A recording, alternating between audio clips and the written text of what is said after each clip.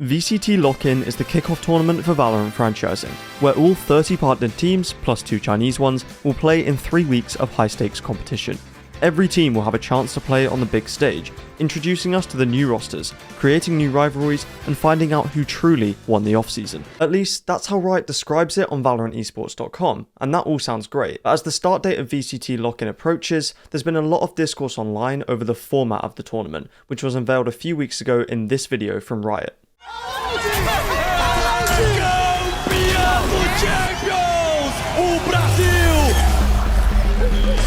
Hello, I'm Tichinha, shoutcaster in VCT Brazil, and welcome to Lock-In, the first global event of the new Valorant Champions Tour. Over the next 3 weeks, 32 teams will battle through the biggest tournament in Valorant. First change to note here. Originally, only 30 teams were going to be attending, but EDG and FPX have now been invited as representatives from China, bringing the total team count to 32. That's not the part people are annoyed about though. Every team from the Americas, Pacific, and EMEA leagues will be in attendance, as well as 2 representatives from China.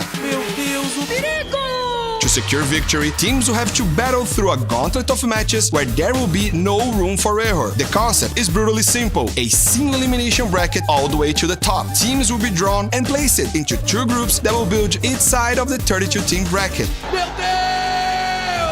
It's best of 3 up into the final 4 and best of 5s to close out the tournament. That's it! You're not gonna want to miss a match.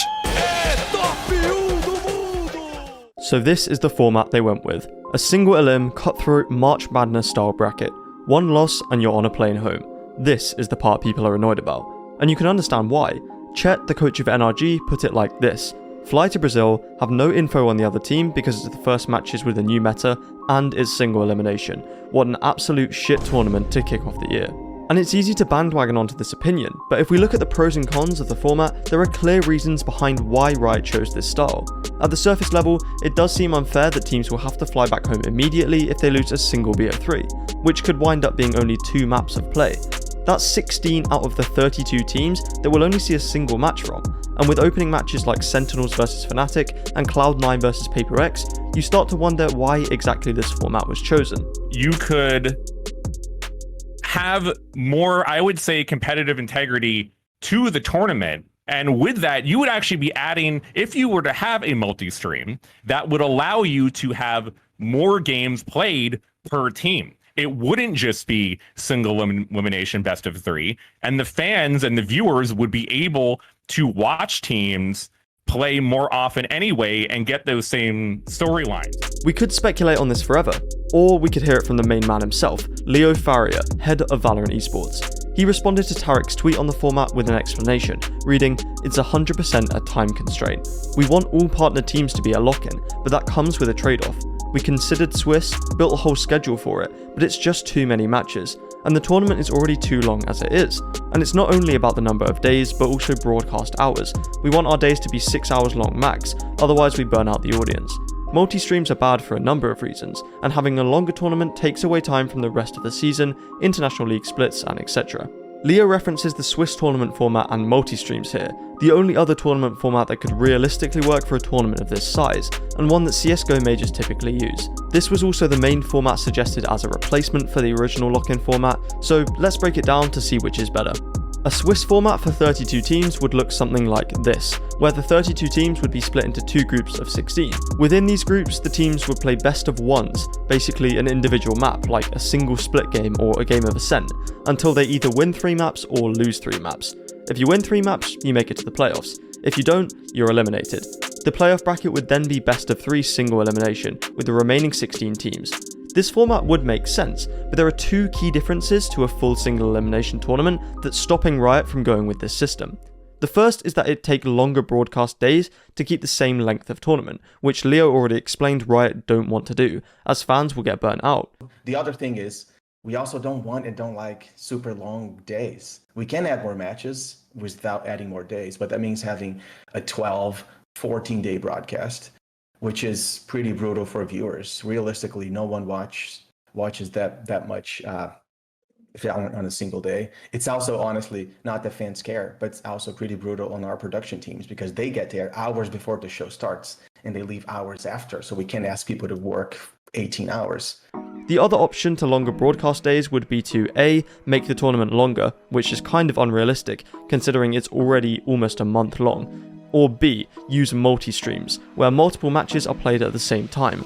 Leo mentions that, saying multi-streams are bad for a number of reasons, but these most likely include the admin difficulties along with the lack of equal exposure for all teams in the tournament. Sure, if Sentinels vs FNATIC was on the A stream, it would get loads of viewers, but put FUT vs RRQ on the B stream and it won't. Riot want all of their teams to get equal exposure as we head into the franchising season, and multi-streams just wouldn't allow for that. If the point of lock-in is to introduce viewers to every team going into 2023, having multiple streams forces viewers to miss out on storylines across the event. And the second difference between Swiss and the original lock-in format is the inclusion of best of ones. Now, I'm no definitive opinion on whether best of ones are good for Valorant or not, and neither is anyone else. It's mostly just a matter of personal preference. But Riot decided they didn't want to use them in this tournament.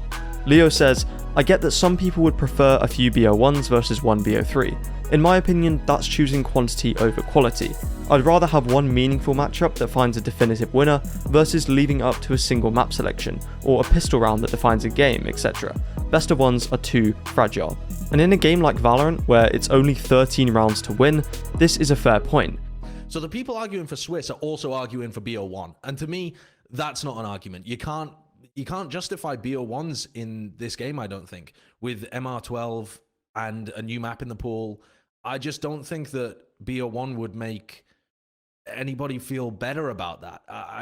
I get that people like Swiss, and I do as well, but I feel much more strongly about not using BO1s than I do about not using single-elim. There's reasons for and against the Swiss format, but Riot clearly don't believe it's right for lock-in. But that wasn't the end of the controversy. Soon after, it was revealed that the two single-elim groups would be played one after another, with 2 weeks between the start of both group stages.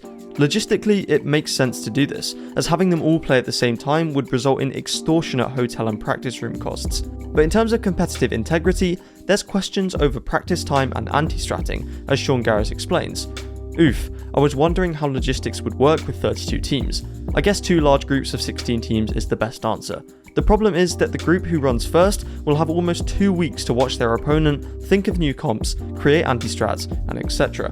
If NaVi have already secured a semi-final spot and know they'll be playing 100 Thieves in the grand final if they get through, they have much more time than 100 Thieves do to watch VODs on them. But equally, they'll have 10 days with 0 matches and could lose any momentum they might have had, so there's pros and cons on either side.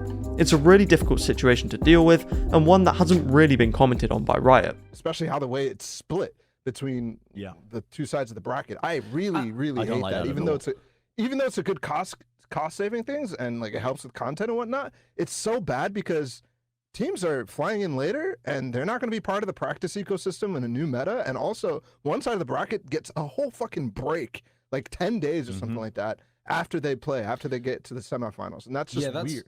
There's other critiques of the single-elim format too though. As Chet mentioned in his original tweet, the teams are travelling to Brazil with 0 knowledge on any other team there. With a new meta, rebuilt rosters and an entirely new map in the pool, it seems to be counterintuitive to competitive integrity and introduces an element of randomness into the tournament.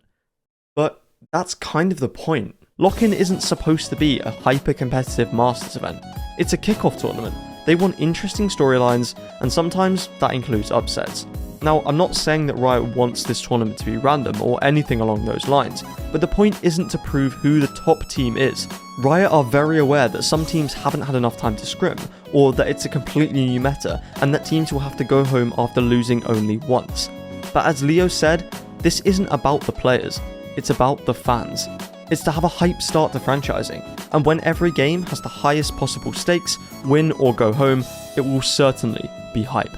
But what do you think? Let me know down below, and if you enjoyed this video, please do subscribe. It really helps me out. I've been Commend, and thanks for watching.